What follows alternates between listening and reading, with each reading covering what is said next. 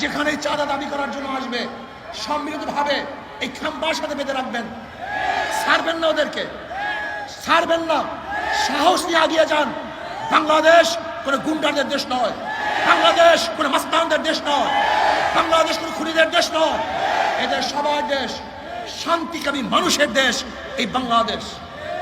আজকে আওয়ামী লীগ মিথ্যা মামলার জন্য যদি আওয়ামী লীগ দোষী হয়, তা আপনার মতো ভালো লোক রাজনীতির না আসার কারণেই আজকে চোর ডাকাত বদমাশরা এই রাজনীতি দখল করে ফেলেছে। আজকে খুনিরা রাজনীতি দখল করে ফেলেছে। আমরা চাই না খুনিরা রাজনীতি করুক, আমরা চাই মানিক তুল্য, মুক্ত তুল্য, আবু বকর রাদিয়াল্লাহু চরিত্রের মানুষ, ওমরের মতো চরিত্রের মানুষ, হযরত ওসমানের মতো চরিত্রের মানুষ, হযরত আলীর মুর্তজার চরিত্রের মানুষ আজকে রাজনীতি করবে। তারাই ক্ষমতায় বসবে, তারা মানুষকে অধিকার প্রতিষ্ঠিত করবে, শান্তি প্রদান করবে। আমরা চাই ন্যায় বিচার প্রতিষ্ঠিত হবে। এই কারণেই রক্ত দিয়েছে, এই কারণেই মানুষ পঙ্গু হয়েছে, এই কারণেই ঝাঁপিয়ে পড়েছিলাম বাংলাদেশের মানুষকে মুক্তি দেওয়ার জন্য, মানুষকে ইজ্জত দেওয়ার জন্য, শান্তি দেওয়ার জন্য।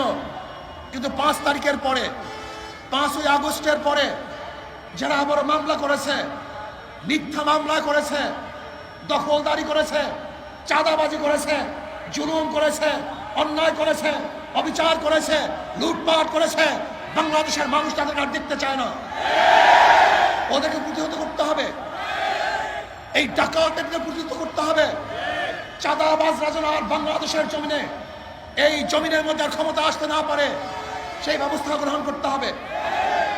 একদল দেখেছি ঘাট দখল করে, বাজার দখল করে, আর এক দলকে দেখতেছি তারা মাদ্রাসা বা মসজিদ দখল করার ষড়যন্ত্র করতেছে। মাদ্রাসা মসজিদের দখলদারি নেওয়ার জন্য ষড়যন্ত্র করতেছে।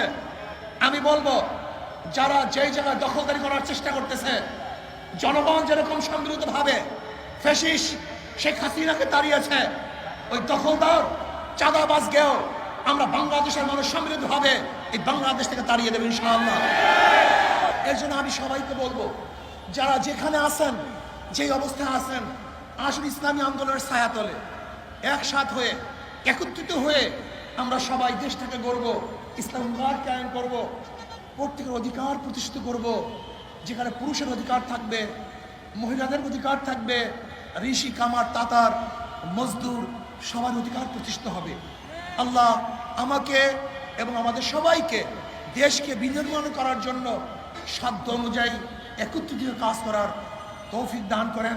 মনে রাখতে হবে, কোনো বাতের শক্তি যেন কোনো অবস্থাতেই মাথা চাড়া না দিতে পারে, সেই দিকেও সবাইকে সজাগ থাকতে হবে। আল্লাহ আমাকে এবং আমাদের সবাইকে কবুল করে নেন। আল্লাহুম্মা আমিন। রব্বানা যালামনা আনফুসানা ওয়া ইল্লাম তাগফির লানা ওয়া তারহামনা লানাকুনান্না মিনাল খাসিরিন। আল্লাহ আপনার জমিনে আপনার হুকুমত, ইসলাম হুকুমত কায়েম করে দেন।